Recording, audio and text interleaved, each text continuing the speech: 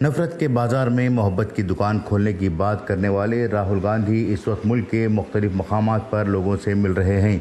कभी वो ट्रक पर चढ़ रहे हैं तो कभी झोंपड़ी में बैठकर खाना खा रहे हैं, कभी गांव की औरतों को अपने घर पर लाकर इनके साथ मुल्क के हालात पर बात कर रहे हैं, तो कभी महंगाई से परेशान शख्स को अपने दस्तरखान पर बिठाकर इसके मसले को सुन रहे हैं। राहुल गांधी ने मणिपुर में हो रहे जुल्म सितम पर मोदी हुकूमत से सवाल किया। वज़ीर आज़म नरेंद्र मोदी को सख्त परेशान किया और मणिपुर में हालात का जायज़ा लेने के लिए अपोजिशन जमातों का वफद बनाकर खुद मणिपुर पहुंच गए।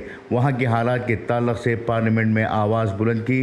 राहुल गांधी ने मणिपुर में होने वाले जुल्म सितम के हालात को बड़े ही जज्बाती अंदाज में पेश किया और इस बात का एहसास दिलाया कि राहुल गांधी अब पप्पू नहीं रहे बल्कि वो राहुल गांधी बन गए हैं। इन तमाम के दरमियान एक सवाल फिर से खटक रहा है कि आखिर राहुल गांधी मुसलमानों पर होने वाले जुल्म सितम के ताल्लुक से क्यों नहीं बात कर रहे हैं। जिस तरह से मणिपुर के हालात थे उसी तरह के हालात मेवात में भी देखने को मिले हैं। मणिपुर में कुकी और मेथी ग्रुप के दरमियान पुरतशद्दुद वाक़ियात रोनुमा हुए, जबकि मेवात में संघ परिवार और मुसलमानों के दरमियान फसाद बर्पा हुआ। मणिपुर में कई चर्चों को तहस नहस कर दिया गया तो मेवात में दर्जनों मस्जिदों को तोड़ा गया। मणिपुर में सैकड़ों जानें गईं, वहीं मेवात में कई बेकसूर मुसलमानों को जान से हाथ धोना पड़ा।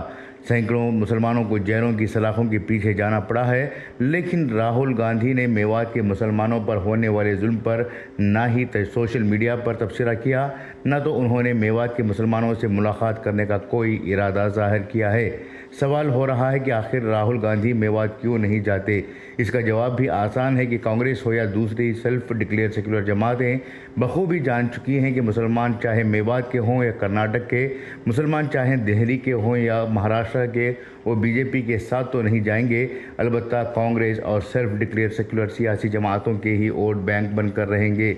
यही वजह है कि कांग्रेस समेत इंडिया की मुख्तलिफ सियासी जमातों ने मेवात के मुसलमानों पर हो रहे जुल्म के ताल्लुक से ज़बानें नहीं खोली हैं। दरीन इस्लाम मुस्लिम कायदीन भी इस मामले में खामोशी इख्तियार किए हुए हैं।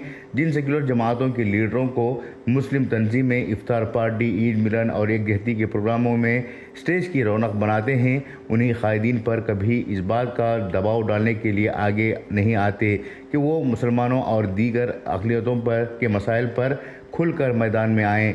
कुछ मुसलमान ख्वाजा की दरगाह पर सियासतदानों के ज़रिए चादर चढ़ाने से खुश हो जाते हैं, तो कुछ मुसलमान सियासतदानों के दारुल उलूम का दौरा करने पर मुतमईन हो जाते हैं और जो हकीकी मसाइल हैं उन मसाइल पर एक चादर और दौरा हावी हो जाता है।